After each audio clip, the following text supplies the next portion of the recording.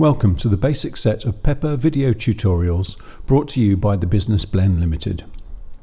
This video will explain the data management actions and the forms associated with them.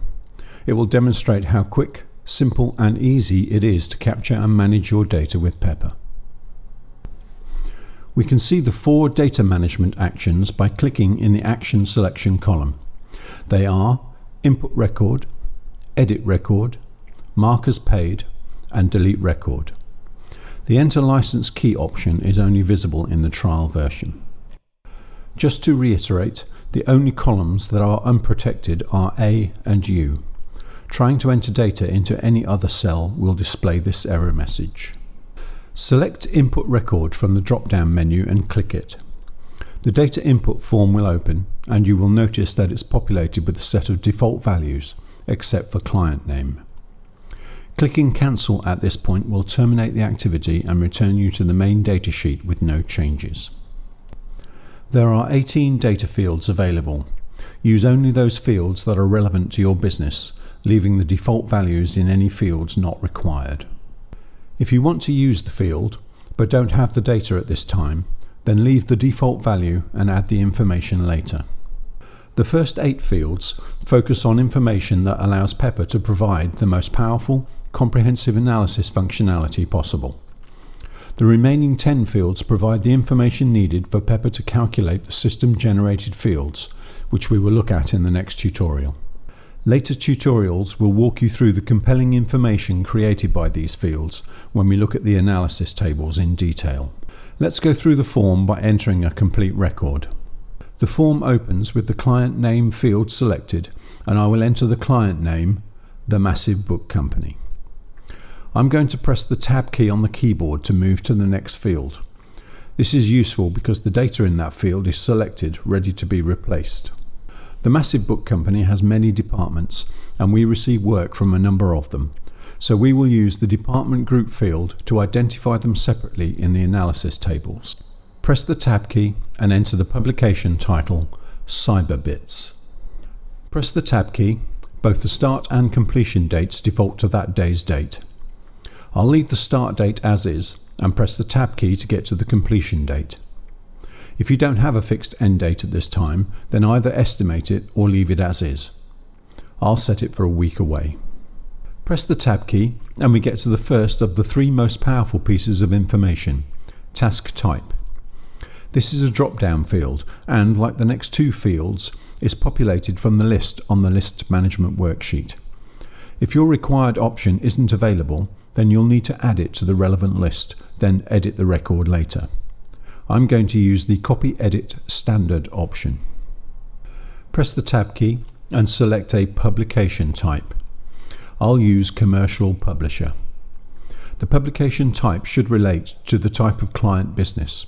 Some clients may supply work in different categories. In this case, choose the category type relevant to the job. Press the Tab key and select a publication genre. This should relate to the subject matter of the work. I'll select Technology. You can break the subjects down as far as you like, but the fewer there are, the stronger the data in the tables and the quote builder becomes. Press the Tab key and select a rate type. Per job, per hour and per page are self-explanatory. Per unit should be used for rates such as per 1,000 words, where the unit would represent units of 1,000 words. I'll select per hour for this job. Press the Tab key and enter the job rate in the Task Rate field. In this case, I'll enter £21.50 as the hourly rate that has been offered. This rate should not include any VAT, as this is dealt with separately. The next 2 fields are only relevant if you are UK VAT registered and should be ignored otherwise, although the rate field could be used for any other non-UK local tax. If you wish to use the fields, then either select a rate from the drop-down menu or enter a different number manually. Don't use a percentage sign. Move to the Invoice Ref field. If you wish to record your invoice number, do so here. You won't necessarily know this until the invoice is raised, so edit the field later. I'll leave this as is. Press the Tab key and enter an invoice date. I usually enter the completion date here and then edit it later when I raise the invoice. This is an important field because it allows PEPPAA to track the time it takes your client to pay their bills and warn you when a payment is overdue. Press the Tab key and select a payment term from the drop-down menu. Again, this is important for payment tracking. I will select 30 days. The next three fields are important as PEPPAA uses the data to calculate the important ratios and rates. The more accurate this data is, the more accurate your analysis tables and quotes will be. Press the Tab key and enter the number of pages or units that the job entails. If you have selected a rate type of per unit page, this number is essential. Even if you're using a different rate type, it's worth entering the data when you know it. I'll use 200 pages. Press the Tab key and enter the number of words in the job. I'll use 80,000 words. Finally, press the Tab key and enter the number of hours spent on the job. The more accurate and consistently this is measured, the better for your reports.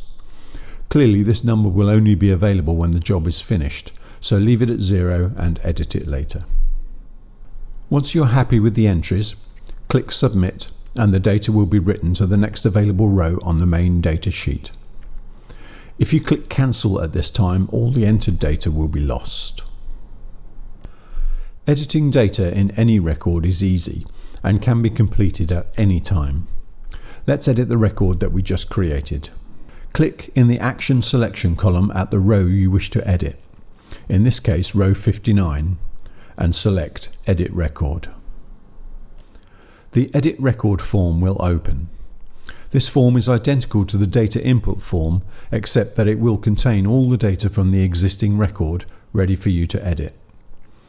I'll enter 37.5 in the total hours field. Highlight the existing data using the mouse and enter the new data.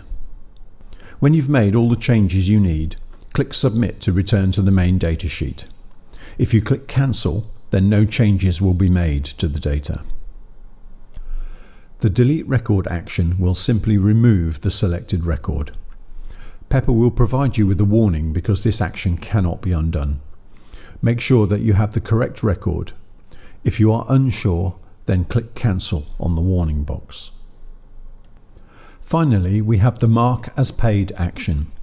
Selecting this option will display a form requesting the date that the payment reached your bank account. The field will default to that day's date. Either delete or edit the date appropriately, then click Submit. Clicking Cancel will abort the action and make no changes. This action changes the status in column AG, which will in turn manage the color applied to column B, Client Name. Column B will show one of 4 color states depending on the invoice and payment status of the job. The client name will be white if the payment is not due or no invoice date or payment terms have been entered. It will be amber if the payment due date is within 7 days. It will be red if the payment due date has passed and the record has not been marked as paid. It will show as green once the Mark as Paid date has been entered. That's all for this tutorial. Thank you for watching and we hope that it's been useful to you. If you have any questions, our contact details are showing on screen. We would love to hear from you.